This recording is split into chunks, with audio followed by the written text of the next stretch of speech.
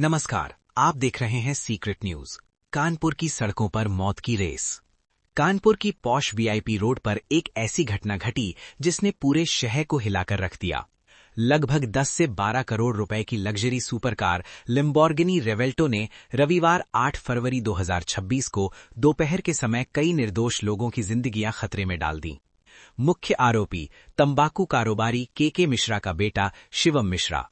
आज 12 फरवरी 2026 को 4 दिन की लुकाछिपी के बाद पुलिस ने उसे गिरफ्तार कर लिया है। आइए जानते हैं ठीक क्या हुआ उस भयानक दिन। स्थान ग्वालटोली इलाके की वीआईपी रोड, रिंग वाला चौराहा के पास। समय दोपहर करीब 2 से 3 बजे के आसपास। शिवम मिश्रा अपनी महंगी लिम्बोर्गिनी रेवेल्टो में सवार थे, एक ऐसी कार जो कुछ ही सेकंड में 100 किलोमीटर प्रति घंटा से ज्यादा रफ्तार पकड़ सकती है। चश्मदीदों और सीसीटीवी फुटेज के मुताबिक कार बेहद तेज रफ्तार में आ रही थी और अचानक कंट्रोल खो गया। पहली टक्कर एक ऑटो रिक्शा से, ऑटो चालक तौसीफ अहमद गंभीर रूप से घायल। फिर कार ने सड़क किनारे खड़ी एक बुलेट मोटरसाइकिल को टक्कर मारी। विशाल और सोनू त्रिपाठी हवा में लगभग 10 फुट तक उछल गए। कार रुकने का नाम नहीं ले रही थी।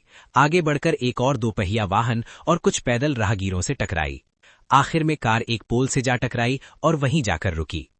इस पूरे हादसे में कम से कम 6 लोग घायल हुए।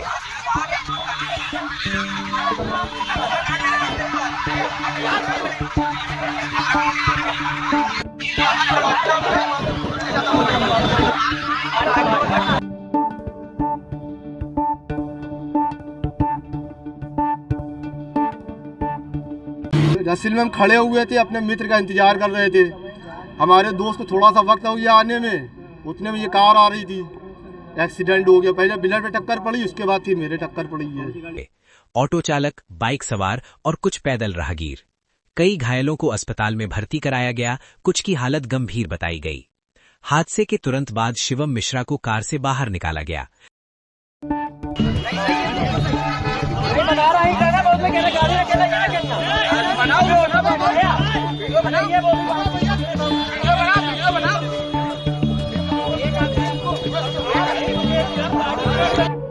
लेकिन परिवार ने दावा किया कि कार चालक मोहन चला रहा था और शिवम दिल्ली में इलाज करा रहे हैं। एक व्यक्ति ने कोर्ट में सरेंडर करने की कोशिश की, खुद को ड्राइवर बताकर, लेकिन कोर्ट ने इसे खारिज कर दिया। पुलिस ने सीसीटीवी फुटेज, चश्मदीदों के बयानों और अन्य सबूतों के आधार पर साफ कहा, हादसे के समय कार शिवम मिश्रा ही चला रहे थे। एफआईआर में नाम जोड़ा गया, लापरवाही से गाड़ी चलाना, जान जोखिम में डालना और अन्य गंभीर धाराएं। 4 दिन तक शिवम फरार रहे। पुलिस ने 5 स्पेशल टीमों का गठन किया, लगातार छापेमारी। आखिरकार 12 फरवरी 2026 की सुबह कानपुर में ही उन्हें गिरफ्तार कर लिया गया।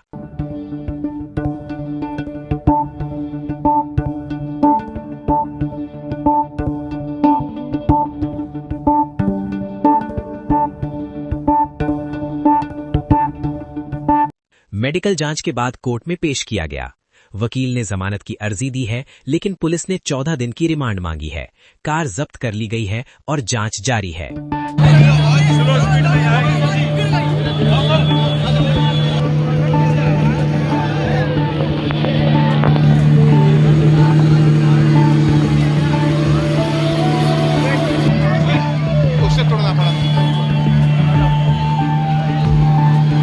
गाड़ी चला रहा था। नहीं, आप ये सोच आपका कहना है कि शिवम गाड़ी चला रहा था, ऑन माइक रिकॉर्ड उन्होंने बोला है। शिवम गलत बोल, नहीं सर गलत बोल रहे हैं। अगर कोई बोल रहा है तो गलत बोल रहा है। कोई भी बोल रहा है, पुलिस बोल रही है वो भी गलत बोल रही है। कमिश्नर गलत बोल रहे हैं, बिल्कुल गलत बोल रहे हैं, ऐसा नहीं।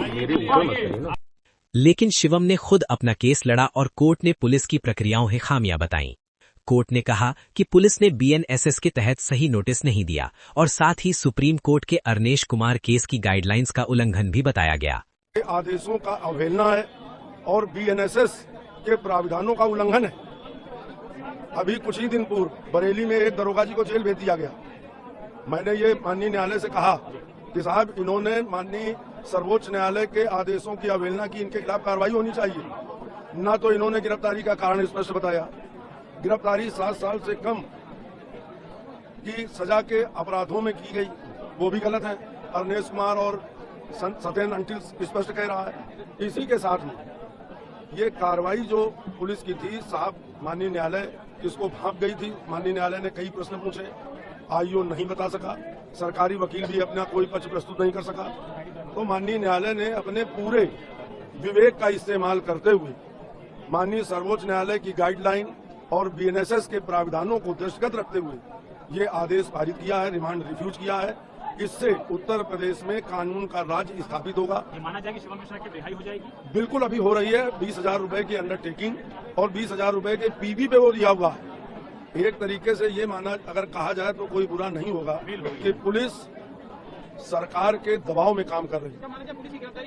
बिल्कुल अवैध थी, नहीं वो तो माननीय न्यायालय ने अवैध घोषित कर दी, रिमांड रिफ्यूज कर दिया। कितने दिन की रिमांड मांगी थी पुलिस ने? 14 दिन का। हाँ, नतीजा, गिरफ्तारी के कुछ घंटों में ही उसे जमानत मिल गई। 20,000 रुपए के पर्सनल बॉन्ड पर शिवम मिश्रा को रिहा कर दिया गया। ये केस अब विवादों से भरा है। लोग सवाल उठा रहे हैं कि क्या अमीरों के लिए कानून अलग है? पुलिस पर कवर अप के आरोप लगे, साथ ही एफआईआर से शिवम का नाम गायब था और अरेस्ट में देरी हुई, ये किसी से छुपा नहीं। सोशल मीडिया पर #justice for Kanpur victims trend कर रहा है। क्या ये पावर और पैसों का खेल है? जांच जारी है, लेकिन घायलों का दर्द बाकी है। ये घटना सिर्फ एक हादसा नहीं, बल्कि अमीर गरीब की खाई, लग्जरी और लापरवाही और सड़क सुरक्षा का सवाल उठाती है। सड़कों पर ऐसी रेस कभी नहीं होनी चाहिए। हमारी अपील, गति सीमा का पालन करें, जिंदगियां बचाएं। आए तो वीडियो को लाइक करें, चैनल को सब्सक्राइब करें। Secret news 91। Thank you for watching.